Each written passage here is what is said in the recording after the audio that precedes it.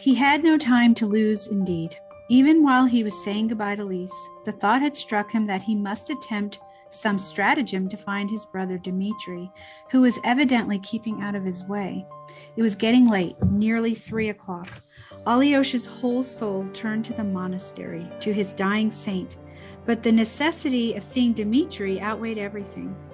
The conviction that a great, inevitable catastrophe was about to happen grew stronger in Alyosha's mind with every hour. What that catastrophe was and what he would say at that moment to his brother, he could perhaps not have said definitely. Even if my benefactor must die without me, anyway, I won't have to reproach myself all my life with the thought that I might have saved something and did not, but passed by and hastened home. If I do as I intend, I shall be following his great precept. Welcome to Book 5 of the Brothers Karamazov. And if you've read Book 5, I'm sure you're seeing what a huge book this is. There's so much to unpack. And I realized that I thought what might be helpful for this book, we will do our regular review of our questions, but there will be a separate podcast going into a little more detail about maybe a different way of looking at the Grand Inquisitor, and also a podcast about a poem from Schiller that really undergirds everything that Dostoevsky did in this particular book. So there'll be 3 podcasts, but this will be the longest. And maybe if you have time, you could go back and this will help unpack. So how do we unpack this book? Where do we even begin? Well, let's go back to book 4. If you remember, we were looking at, I don't know a better way to say it, the twisted dynamics between the sexes, right? We saw a lot happening between Katerina and Dmitri and Ivan. And in the unfolding of book 4, did you notice there is definitely the theme of victor over vanquished, triumph and defeat.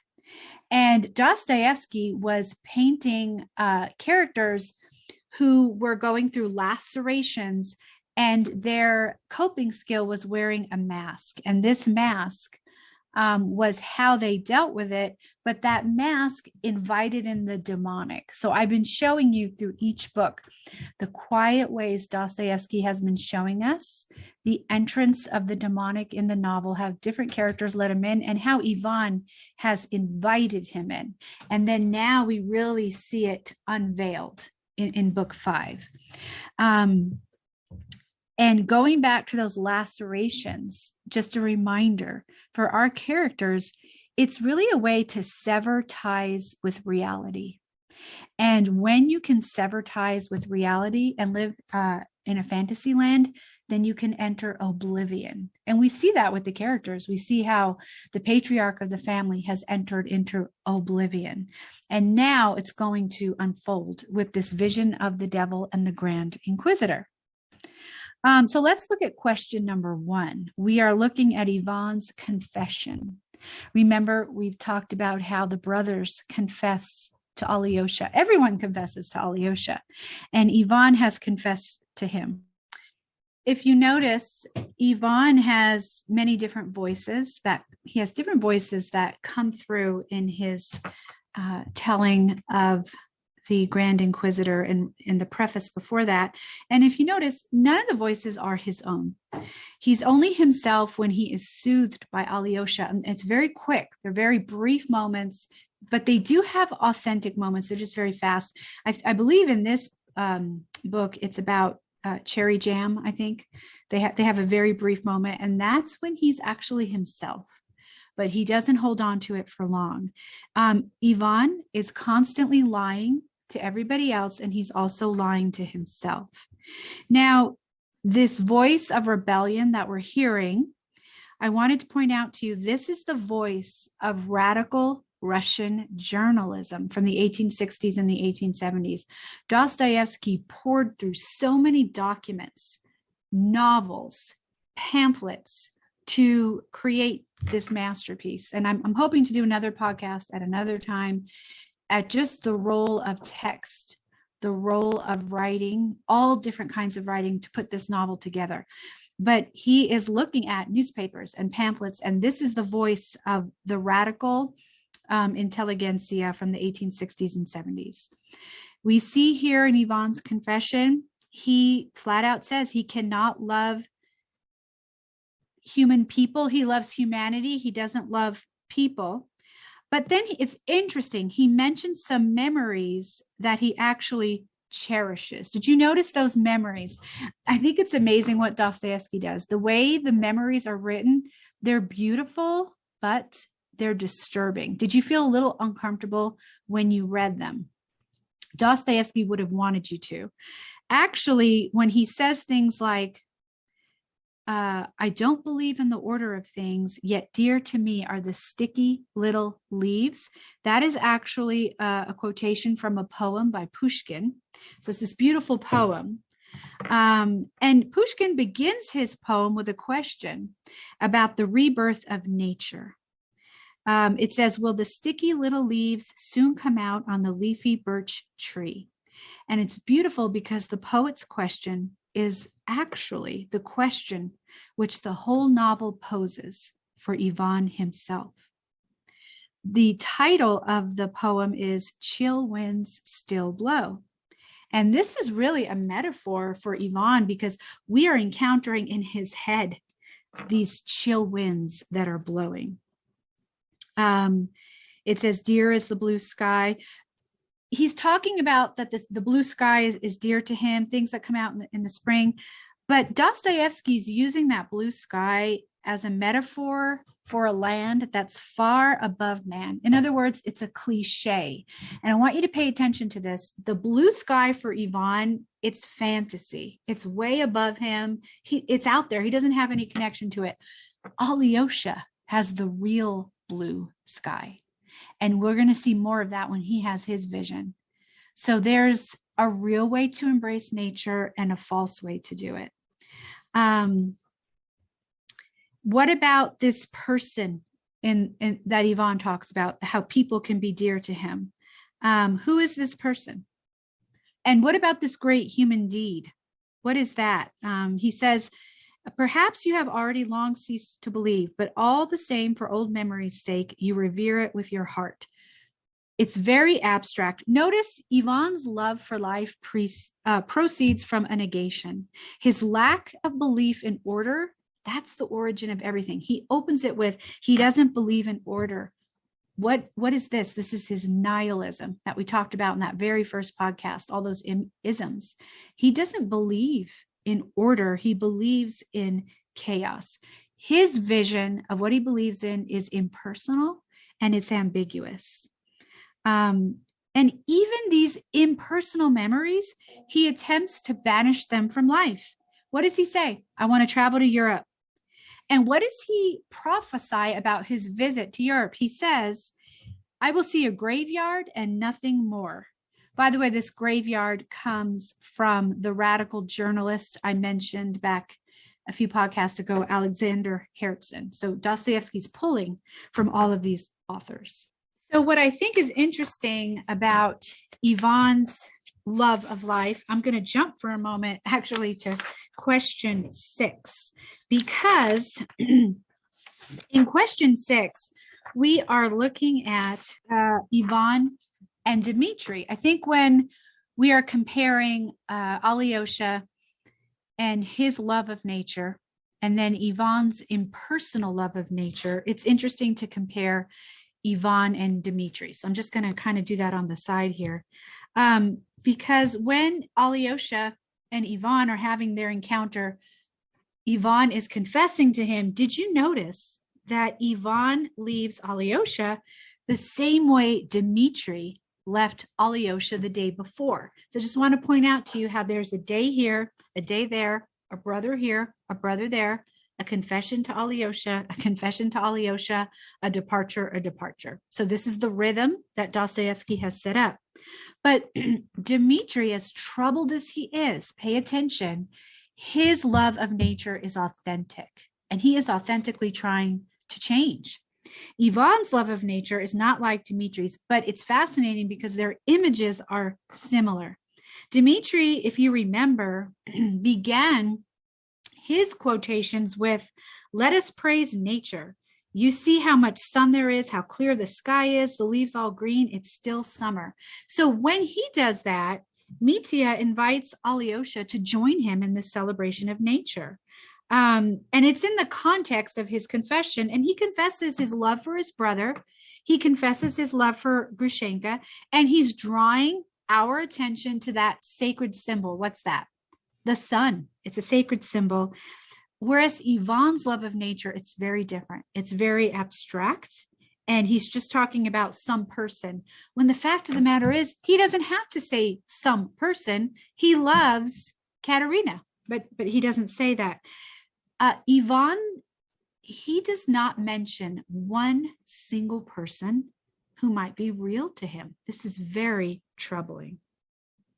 Some great memory of the dead, that's meaningless. And it doesn't actually mean anything to him in his heart.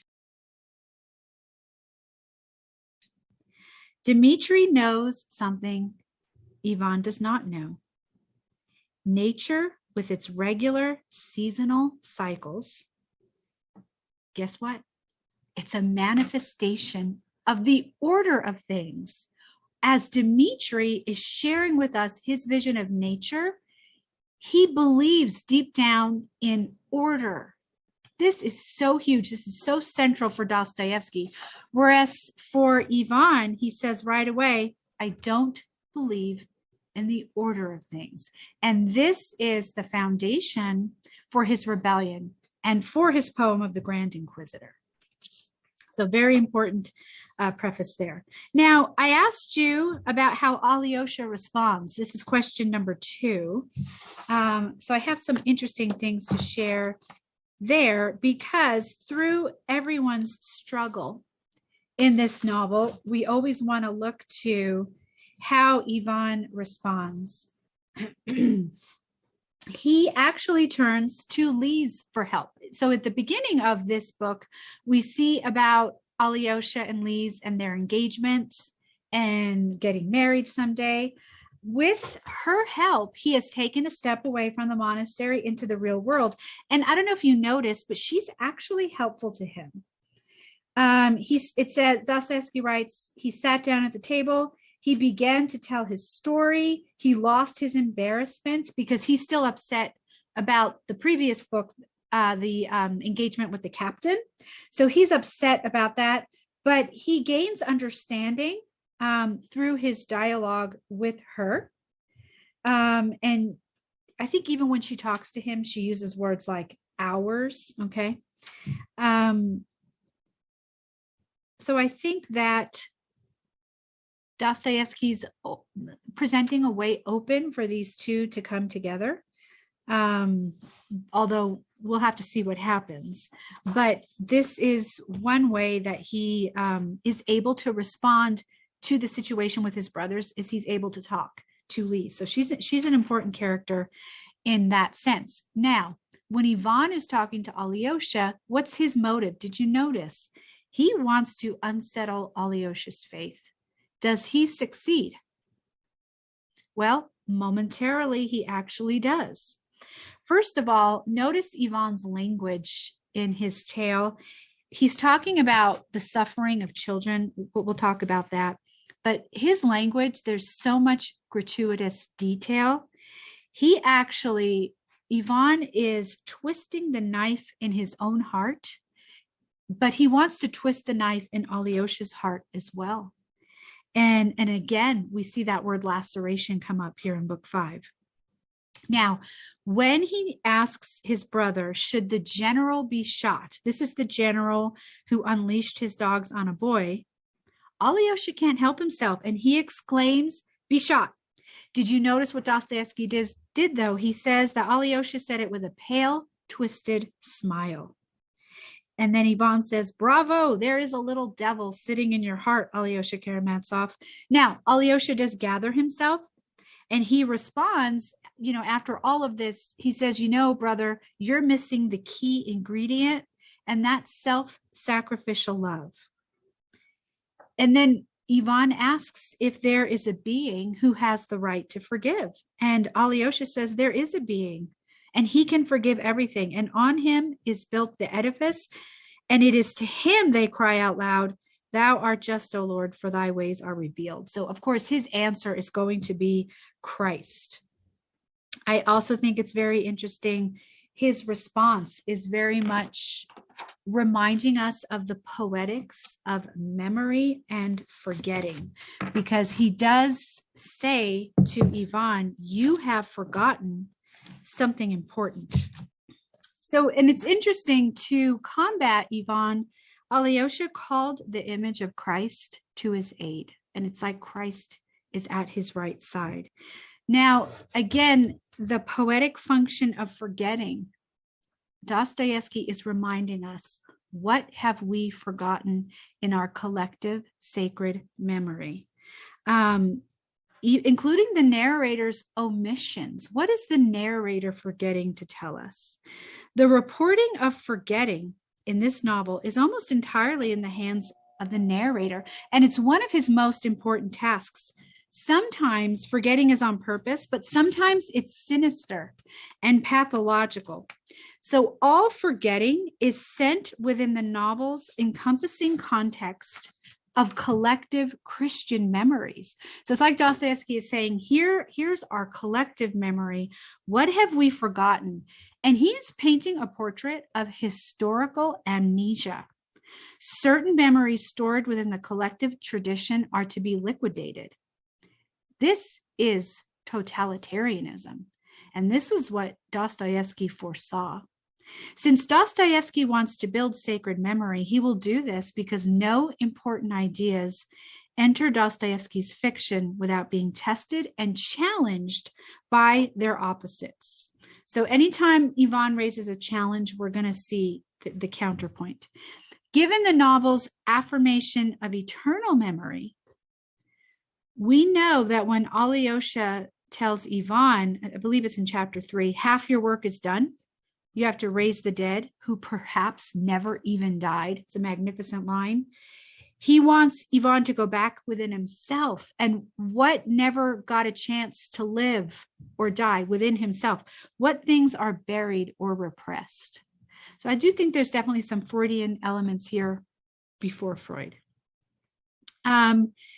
So Alyosha also presents an alternative to Ivan's, let's call it, idea of a non-Euclidean harmony. And he's doing that by directing him to the person of Christ. And we're going to see Alyosha's response also later with school children, because for Dostoevsky, children participate in the inner life of God.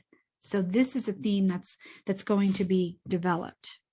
Now, as we're going to be heading into the Grand Inquisitor, but let's look at question 3, also getting us ready. What is it that Ivan cannot accept? There are certain things he just can't accept. And as he's talking about his refusal, did you notice what he called himself? A bug. He says, I am a bug. There's this constant parallel with insects. Ivan exhibits his emotional incapacity to experience the fundamental act of Christian fellowship, which is loving one's neighbor. And he says, I can't do it. I cannot love my neighbor. He says, I could never understand how one could love one's neighbors, though one may love them at a distance. Loving your neighbor at a distance, again, is the epitome of these social ideologies that Dostoevsky wants to shine a light on and say, look, this isn't real love. And so what Ivan does is he cites an extreme example from literature.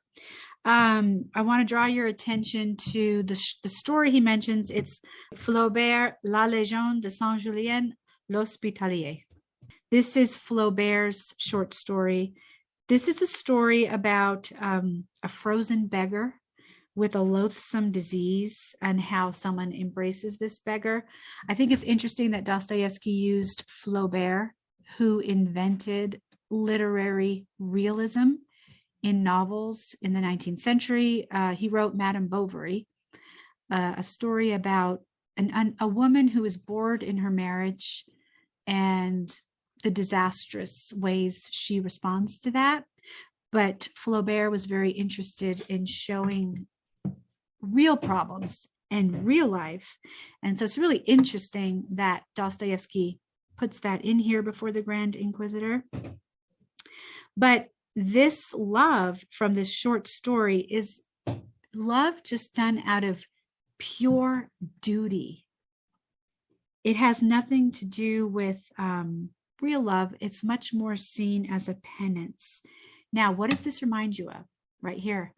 This is Katerina's love for Dmitri. It's completely buried in self-deception. It has nothing to do with real love. It comes from a laceration of falsity. It's not a sincere response to human suffering. None of this in book 5 from Ivan is a sincere response to human suffering. For Ivan, Christianity is contrary to human nature. So keep in mind that this laceration of falsity we saw with Katerina, Ivan's going to do the same thing in his tale of the Grand Inquisitor, because he's feverish and overstated himself.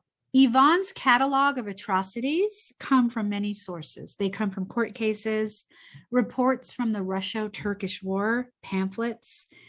His fascination with evil has begun to undo his mental equilibrium. When we see his feverish delirium, we can also, like I said, compare it to Katerina. His indignation that innocent children suffer due to the sins of men is actually based on a false premise. It's based on a Manichaean presence, because he sees human freedom as something that can only accomplish evil. So some of his thinking, you could go all the way back to early Christianity. You could look at those heresies of Manichaeism, and then it's brought to the extreme here in the 19th century. And he will not accept any future harmony. He says, I don't want harmony. And he says, I respectfully return him my ticket. What is this ticket? It is a world of non-Euclidean eternal harmony that would redeem all suffering. He even says, even if I were wrong, Dostoevsky is quoting from Pascal's famous wager. So lots of literary influences here. Returning the ticket comes from Schiller's poem Resignation. And I think it's so important. We'll devote a different podcast to that topic. Also, I want to talk about how the diabolical comes into here in stark ways. Some scholars have argued that on the metaphysical level, the Grand Inquisitor, this idea of thousands of millions of happy babes and 100,000 sufferers who have taken upon themselves the curse of the knowledge of good and evil, this is actually a cruel, diabolical joke. This is man becoming an ontological caricature of himself. Ivan's interview with the devil will reveal that behind his Grand Inquisitor's professed compassion for humanity, there is actually a deep hatred for human freedom and a hatred for the image of God in man. So psychologically, Ivan's moral and mental deterioration, he's on the verge of a breakdown, parallels the metaphysical condemnation of his ideas. So just wanted to show you how the psychological and the demonic are working together in Ivan. Also, did you notice there are words from the liturgy?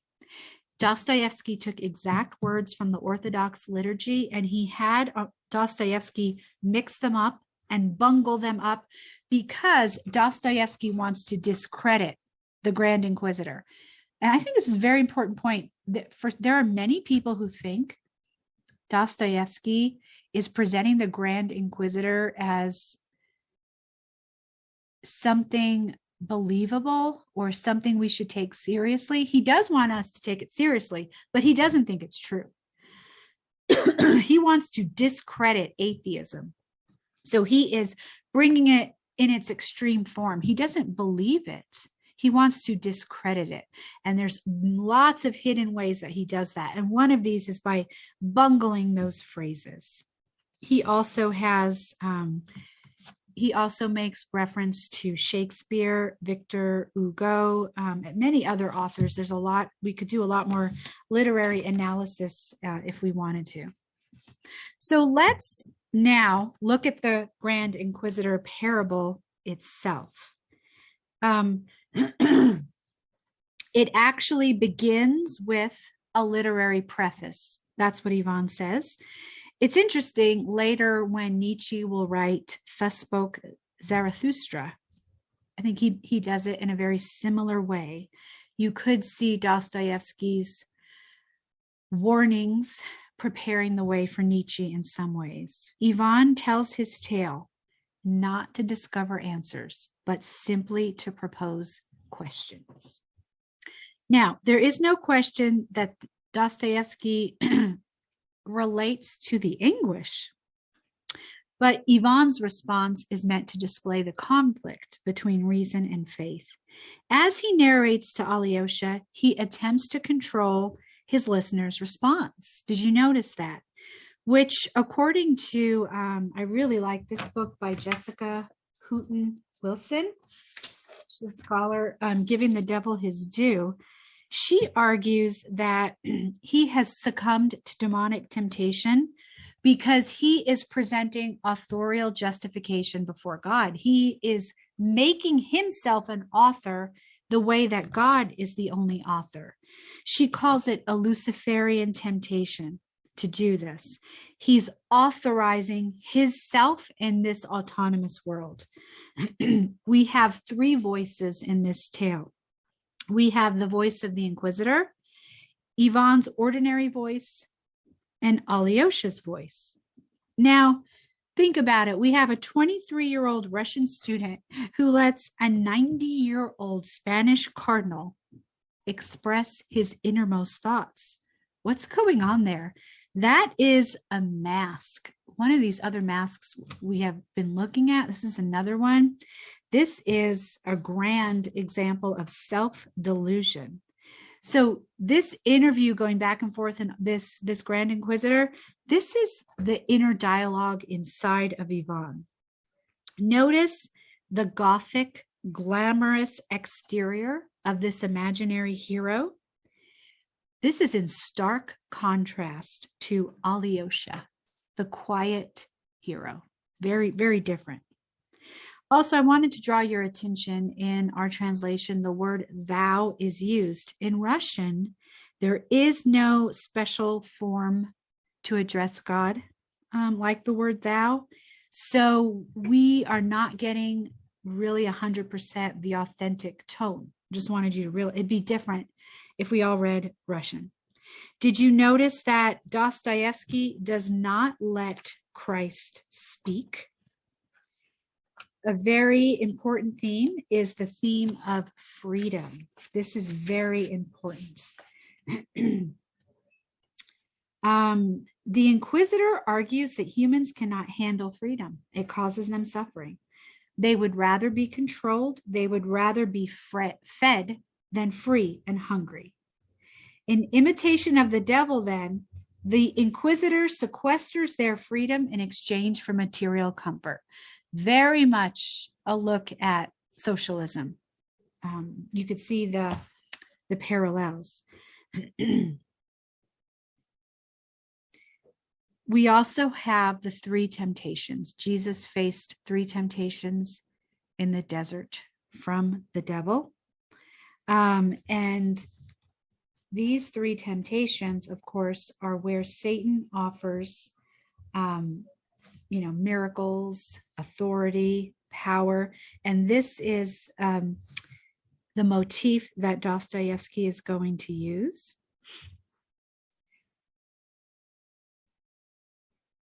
We do know from Dostoevsky's diary, and it comes up here, that he believed in the possibility of Roman Catholicism joining forces with socialists to lead the impending revolution that would destroy the West. Dostoevsky believed both Catholics and socialists had surrendered to the first temptation of Christ by subordinating his message to earthly aims. So just this issue he has with Roman Catholicism, it comes up in the novel. Now, of course, I don't need to tell you, there are many different interpretations of this poem. I'm giving you some of them. We wouldn't have time for all of them. I do think it's important, though, to point out that when the Grand Inquisitor accuses Christ of having abandoned miracle, mystery, and authority, his language comes directly out of the book of Revelation. And if you look at it carefully and you look at the book of Revelation, it is actually the language of the false prophet. So very important how Dostoevsky did that. And in fact, it is the inquisitor who has debased the authentic forms of miracle, mystery, and authority into magic and tyranny. So it's the inquisitor who does that. In his book, 1984, Orwell uses very similar language to the Grand Inquisitor. It is the language of totalitarianism because men cannot endure liberty or face the truth. Also, what about the figure of the cardinal? It comes from Schiller's work called Don Carlos. I do want to briefly draw your attention to the fact that it's a Spanish cardinal brings us to the difficult topic of the Black Legend.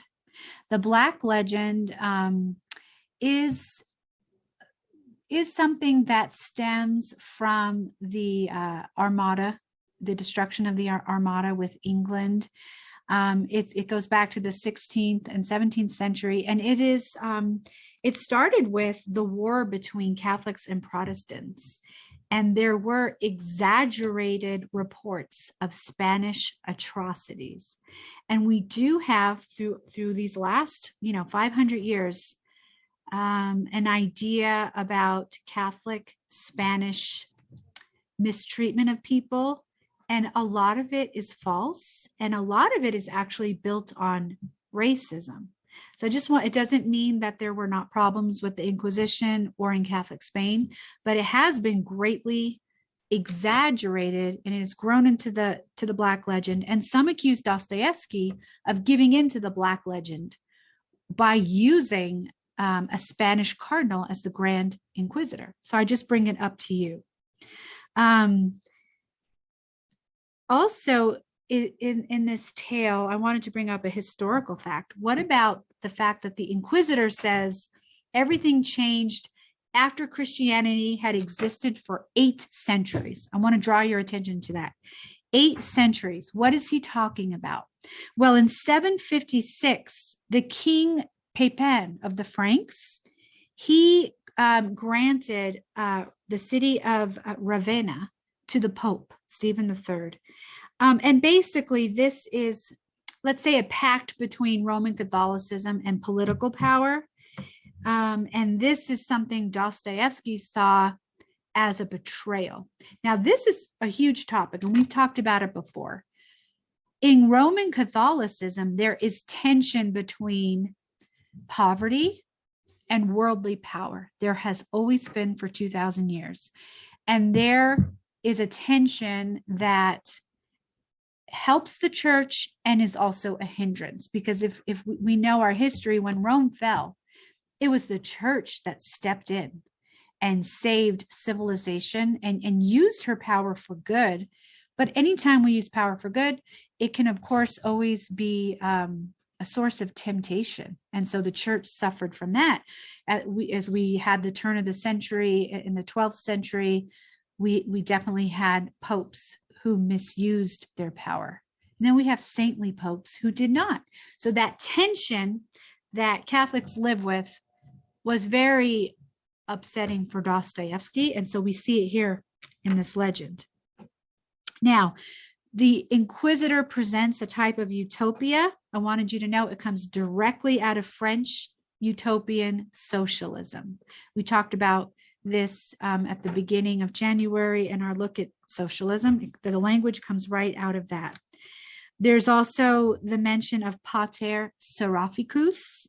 This is from Goethe's Faust, his tale of the devil. So Dostoevsky is drawing from so many literary sources. As I mentioned, Alyosha responds to the Grand Inquisitor with Christ. And Christ is the only answer. And what does Christ do? Does he talk? No. He kisses him.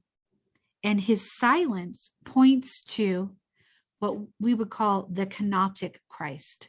We're looking at that word kenosis in Greek. Christ who listens and changes the heart of the tyrant inquisitor without speaking a word. In depicting the inquisitor's divided response to Christ's silent kiss, Ivan reveals his own longing that he might turn and be healed by incarnate love. Now, did you notice what happens when Ivan exits the scene? It says he sways. Why? He's out of joint. Why? Because this Grand Inquisitor, this grandiose depiction, this is his own inner conflict, and this is his own tragedy. The tragedy is, on the one hand, Ivan accepts the morality of Christ.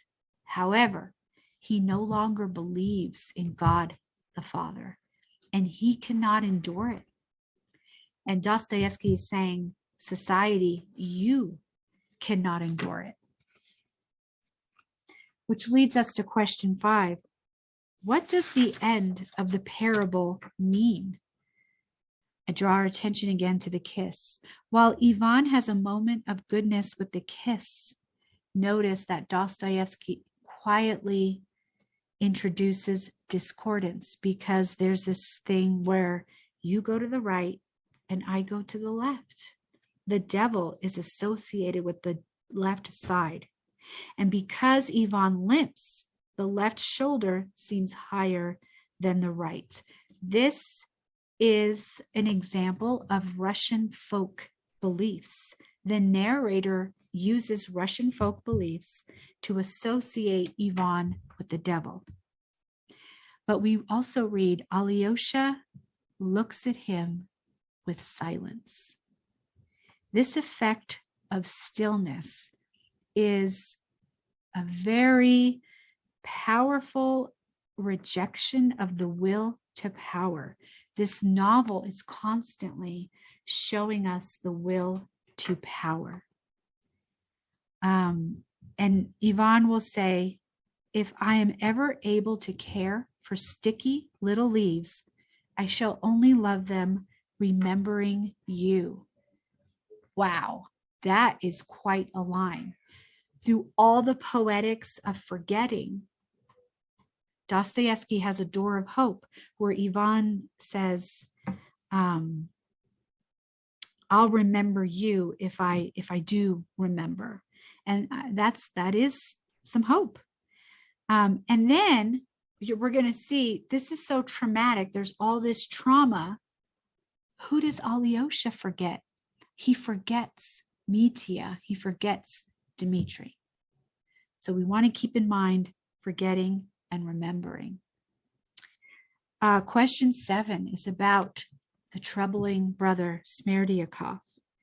Notice Ivan's rebellion and his legend are framed between 2 encounters with Smerdyakov, and he plunges Ivan into intense depression. He is his double, let's say, and it really, really brings him down.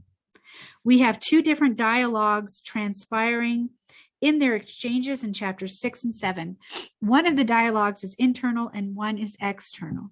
In chapter 2, Smerdyakov talks about his ideas on poetry. This comes right out of Chernyshevsky's Aesthetic Relations of Art to Reality from 1855. Again, I talked about Chernyshevsky in that podcast on history, and Dostoevsky pulled it right out of there.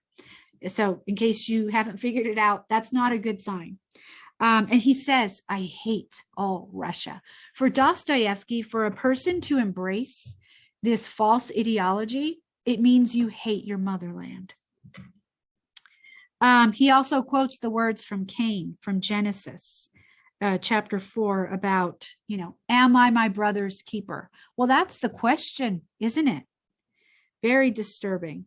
At the most critical moment in his life, Ivan allows Smerdyakov to extract from him some kind of unspoken permission to leave his father unprotected. Have you caught that? He is telling him to read in between the lines that he is making a plan to murder his father. And Ivan is nodding his head. Chapter 6, by the way, is the very first time the narrator identifies with Ivan. He hasn't done that before. He's taken his time doing it, and we become acquainted with his inner life. Notice that Smerdyakov is described as emasculated, but in Russian, it's actually eunuch-like. Remember, we've heard him sing in a falsetto voice. We know he has no interest in women, and he is sterile. So he is definitely Ivan's evil demon. And Ivan's split personality is starting to show. Ivan cannot fully grasp the understanding of this relationship that he has with his brother. He senses there's something sinister.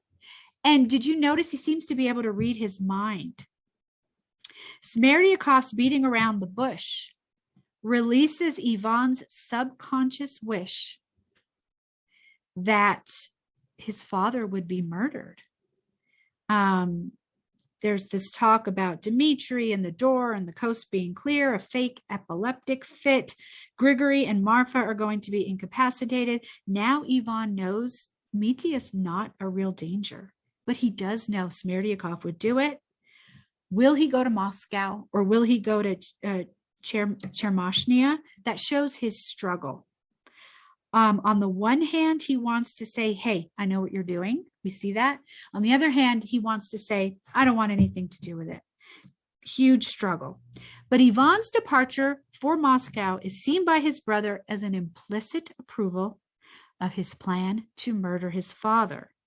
And later, Ivan is going to call this moment infamous because he is going to let the two vipers destroy each other. And I read to you from the beginning, Alyosha knows a catastrophe is about to happen. So as we close book 5 and move on, just a couple of things. Did you notice Fyodor calls Ivan clever? And before that, the Inquisitor called those who lost faith in Christ clever. And Smerdyakov tells him about speaking to a clever man. So it's interesting that clever is weaved through there. But notice all this is going on in his head. And what does he finally admit to himself? This is one of the few moments Ivan's not lying to himself. He says, I am a scoundrel. This is the most honest part of the book. Now, as we head on into book 6, the contradictions of Ivan are going to be countered with the autobiography of the life of the elder, which I think is some of the most beautiful writing in all of literary